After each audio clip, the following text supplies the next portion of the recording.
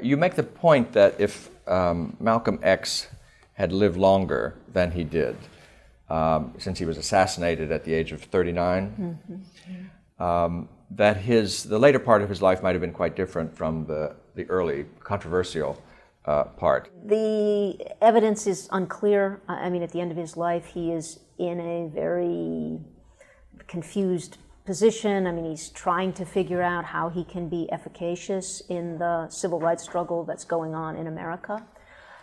So to the extent that he's thinking about that, and that he is a very smart person, he's beginning to think more politically, I think beginning to think more prudentially. I entertain some hopes that he would have moved in a more positive direction. And also, I think it really is clear that the experience of going to Mecca really transformed him on the question of race relations and what the possibilities for racial comity are.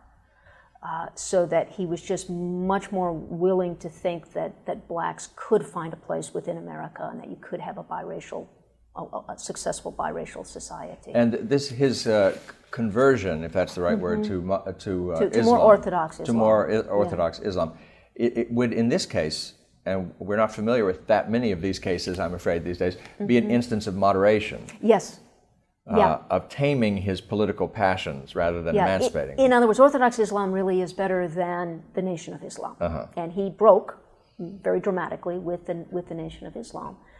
Now, there is also the possibility that, I mean, he was also going in this sort of internationalist direction. He was spending a lot of time in the Arab world and in Africa, and making connections with all of these figures, including on various sides. I mean, meeting with Nasser, but also meeting with the Saudis, sort of cultivating all of these connections. Do you point out, I believe you do in this piece, that revolutionary Iran, fundamentalist Iran, was the first country to issue a postage stamp with Malcolm X on it? Malcolm X, so, yeah. The Ayatollah is his dear political friend? Because Malcolm X is anti-American, so they embrace that, yeah. Well, I must say, even the later Martin Luther King's political career is disappointing exactly for the reasons that you brought up earlier in this interview, that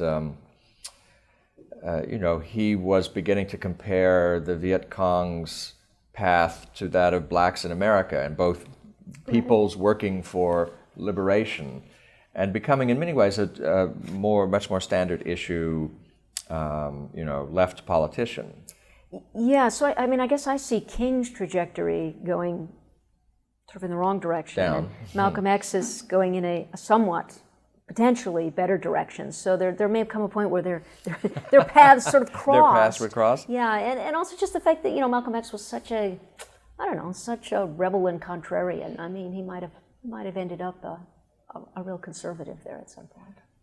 Wow, that's a stretch. We determined he did not vote for Barry Goldwater.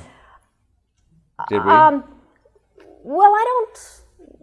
There was a discussion in the afterglow of your article on one of our new features on the web, on our webpage at www.claremont.org, in which this question was debated somewhat. Yeah, I mean, his endorsement of Goldwater was not an endorsement, I like him, he's the best guy out there, he's the one I'm going to vote for. He said, at least Goldwater tells the truth. But he didn't urge people to vote for him. No. Did he? No, he just said, he said something nice about Goldwater, basically. Yeah.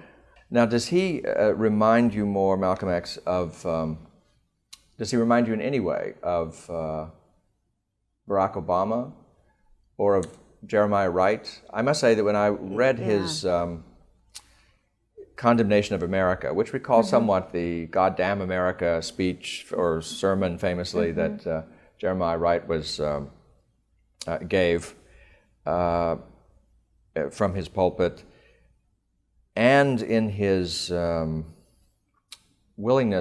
X's willingness to play the victim. I mean, to describe himself as a victim of America and of Americanization. He reminded me somewhat of Jeremiah Wright.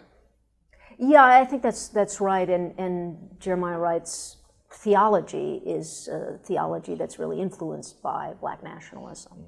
Now, we have the first black American president, or the second if you count Bill Clinton.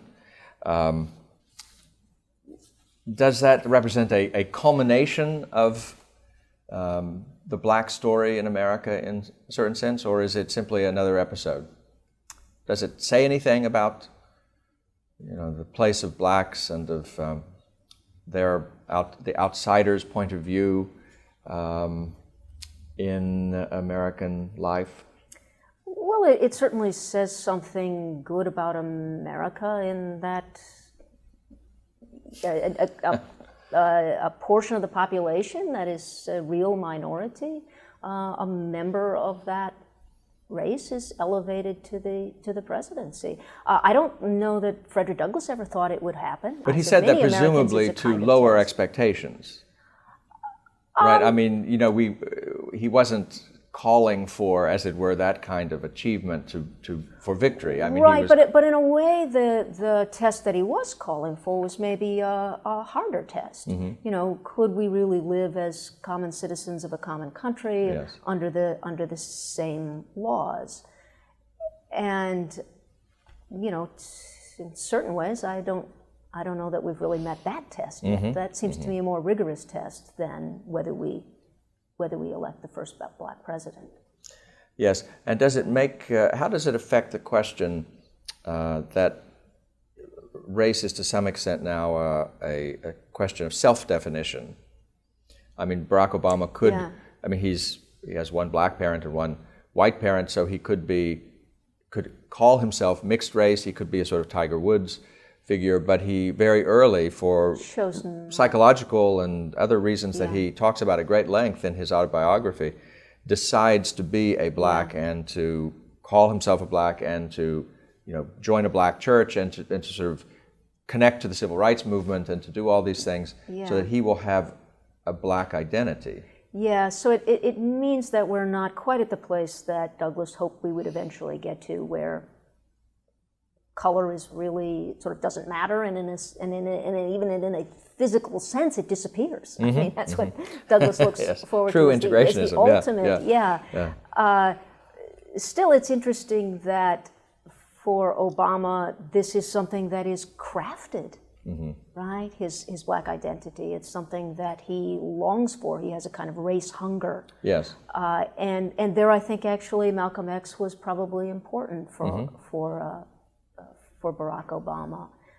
It was a way in which he could embrace a black identity. He speaks of it in that way in the autobiography. That's right, he mentions it. He does bring it up. Well, the fact that Malcolm X doesn't make your wonderful anthology, What So Proudly We Hail, does this mean in your final judgment or your considered judgment that he isn't an American hero or someone who is a model of American heroism? Or even maybe heroism is too strong a term, even of citizenship. He's certainly not a model of citizenship, but I think there is something in a way paradigmatic about his struggle, his struggle to come to terms with America. Paradigmatic in a good way? Or a bad way? A good way in the sense that he was struggling with it. I mean, he never leaves America, despite all of his talk about separation and black nationalism. He doesn't actually abandon American soil. So it seems to me that he was still trying to figure out whether he could remain and on what terms. Well, thank you very much. Thank you for helping to open the American mind. Thank you.